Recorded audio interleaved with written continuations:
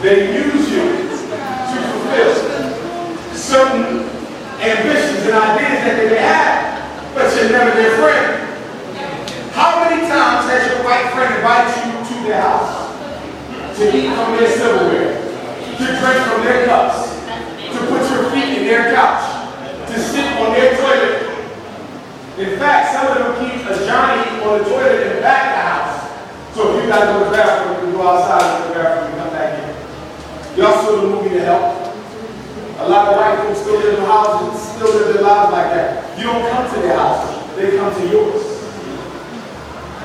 They have to study you to make sure you can be used by them.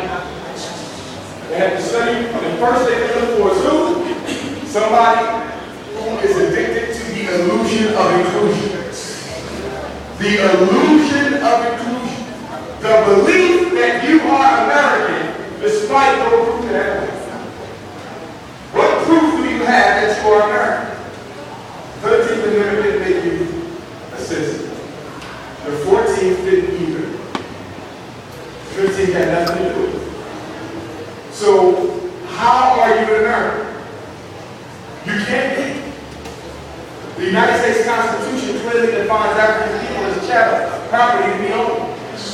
That was never changed and done away with.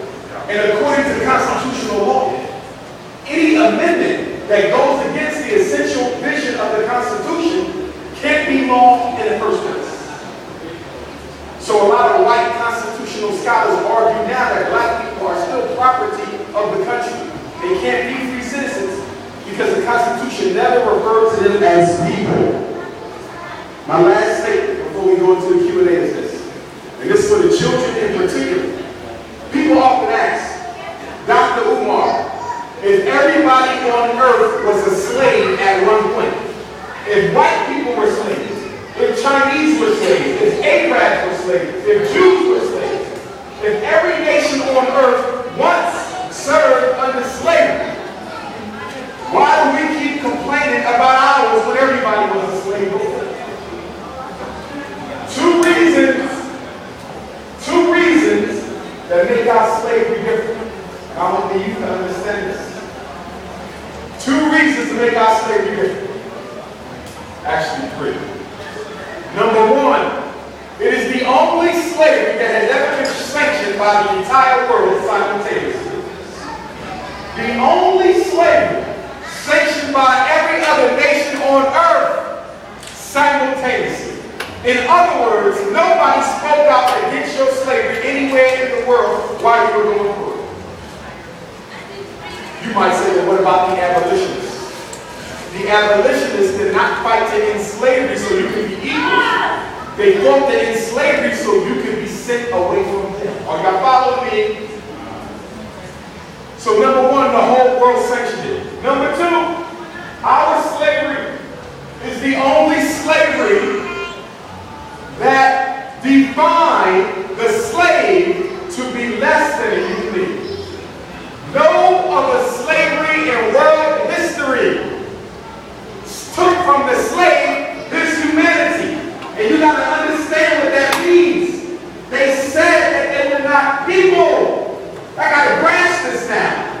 They're not people. You count them with sheep and with horses and with dogs. You do not include them as human beings. That is significant from a post-traumatic slave standpoint. It is significant from a black-on-black homicide standpoint. It is significant from a lot of black people who built their own institution despite grossing $1 trillion in this economy. Your humanity was taken and still hasn't been restored. Third thing that makes our slavery different from every other one,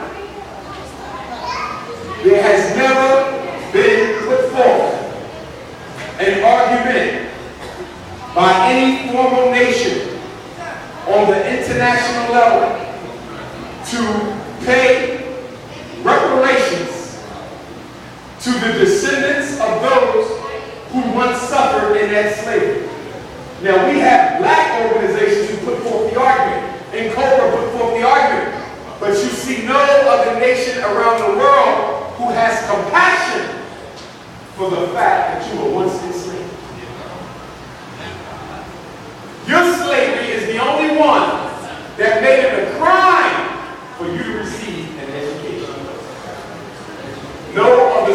read in world history. So I say that in closing to say, stop trying to make it look like you are the same as everybody else. There's nothing about you that is the same. If you don't believe me,